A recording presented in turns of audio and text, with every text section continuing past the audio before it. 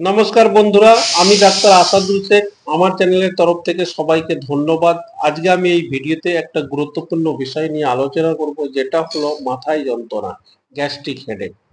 কখনো কখনো আমাদের মাথায় যন্ত্রণা হয়, কিন্তু কোন কারণের জন্য মাথায় যন্ত্রণা হয় সেটা আমরা বুঝে উঠতে পারি না। যখন মাথায় যন্ত্রণা হয় মনে হচ্ছে যেন মাথাটা বাস্ট হয়ে যাবে, মাথাটা খুব ভারী ভারী লাগছে, কিন্তু কোন কারণের জন্য আমাদের মাথায় যন্ত্রণা হয় আমরা তখন কোনো কিছুই বুঝে উঠতে পারি না। তাই অনেক সময় আমরা দেখি যে পেটে গ্যাসের কারণের জন্য মাথায় যন্ত্রণা হয়, তাকে গ্যাস্ট্রিক হেডেক বলে।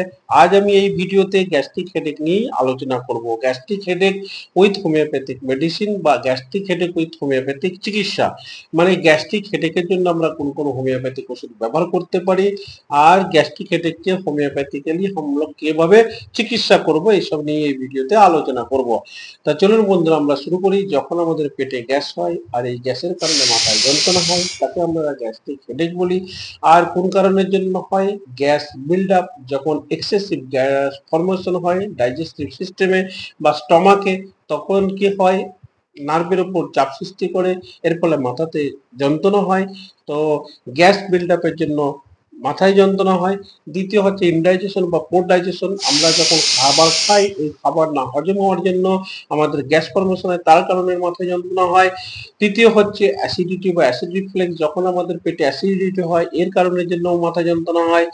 4 নম্বর হচ্ছে ডিহাইড্রেশন। এই ডিহাইড্রেশন কখন হয়? যখন আমাদের বমি হয় বা পাতলা ডায়রিয়া হয়, তখন আমাদের শরীরে ডিহাইড্রেশন হয়, তো এই ডিহাইড্রেশনের জন্য মাথা যন্ত্রণা হয়। স্ট্রেস অ্যান্ড টেনশনের জন্য অনেক সময় মাথা যন্ত্রণা হয়। তো এইসব কারণের জন্য গ্যাস্ট্রিক হেডেক হয়। কোন কোন কারণের জন্য? Gas build up, indigestion, poor digestion, acidity, acid reflex, dehydration আর স্ট্রেস অ্যান্ড টেনশন। এবার আমরা আসবো যে এর সিমটম কি। যখন আমাদের গ্যাস্ট্রিক হেডেক হয়, মানে গ্যাসের কারণে মাথায় যন্ত্রণা, কি কি লক্ষণ দেখা যায়? মাথাটা প্রচন্ড ভারী ভারী লাগবে, মনে হচ্ছে যেন মাথাটা বাস্ট হয়ে যাচ্ছে, মাথাটা সামনের দিকে ফ্রন্টাল হেডেক হবে, পিছনের দিকে আর যন্ত্রণা করবে। তো এইরকম যন্ত্রণা, কখনো উল্টি উল্টি লাগবে, কখনো বমি হবে, কখনো বমি বমি ভাব হবে। এইসব সিমটম গুলো যখন গ্যাস্ট্রিক হেডেক হয়, গ্যাসের প্রবলেমের জন্য মাথায় যন্ত্রণা হয়, তো এইসব সিমটম গুলো হবে। কি কি সিমটম আর একবার আমরা বলে দিই।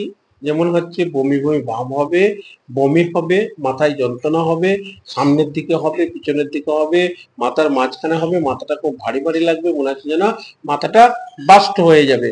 আর কি হবে? পেটটা ফুলে যাবে, ঢেকুর উঠবে, পেটটা ভারী ভারী লাগবে।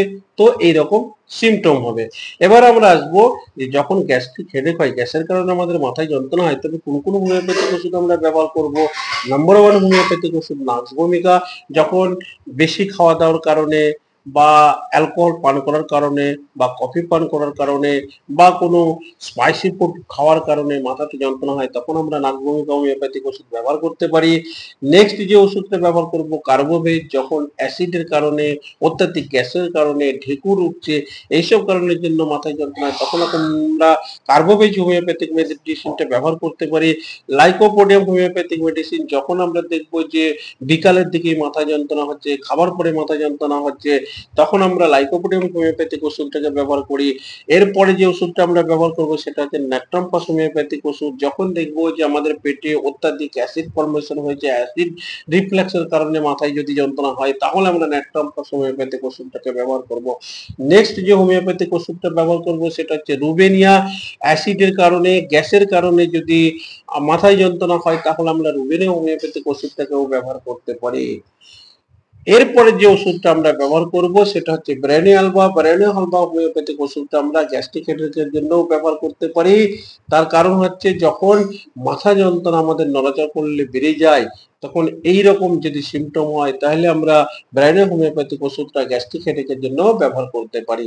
তবে এই ওষুধগুলো কিভাবে ব্যবহার করব? সিমটোমেটিক, মানে সিমটম দেখে এই ওষুধগুলো আমরা নিতে পারি।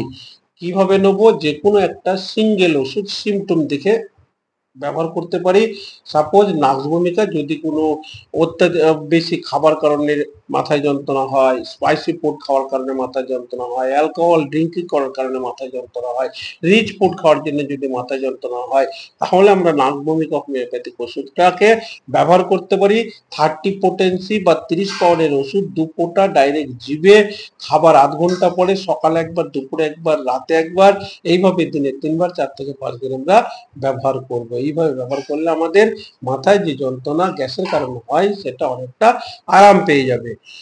তো এইভাবেই আমরা হোমিওপ্যাথিক ওষুধ গ্যাস্ট্রিক হেডেকের জন্য ব্যবহার করব। তবে বন্ধুরা, আমি এই ভিডিওতে গ্যাস্ট্রিক হেডেক উইথ হোমিওপ্যাথিক ওষুধ, gastric headache with homeopathic treatment এসব নিয়েই আলোচনা করলাম। ভিডিওটা যদি ভালো লাগে অবশ্যই একটা লাইক করবেন আর চ্যানেলটাকে সাবস্ক্রাইব করতে ভুলবেন না। তবে মনে রাখবেন, এই ভিডিওটা শুধুমাত্র ইনফরমেশনাল এডুকেশনাল পারপাসে অনলি। যদি কেউ হোমিওপ্যাথিক ওষুধ নিতে চান তাহলে অবশ্যই কোনো না কোনো রেজিস্টার্ড হোমিওপ্যাথি ডাক্তারের সঙ্গে পরামর্শ করার পরেই হোমিওপ্যাথিক ওষুধ নেবেন। আজকে এই পর্যন্ত, পরে আবার আপনাদের সঙ্গে দেখা হবে আমার পরের ভিডিও। ততক্ষণ পর্যন্ত আপনারা সুস্থ থাকবেন, ভালো থাকবেন। Thank you so much.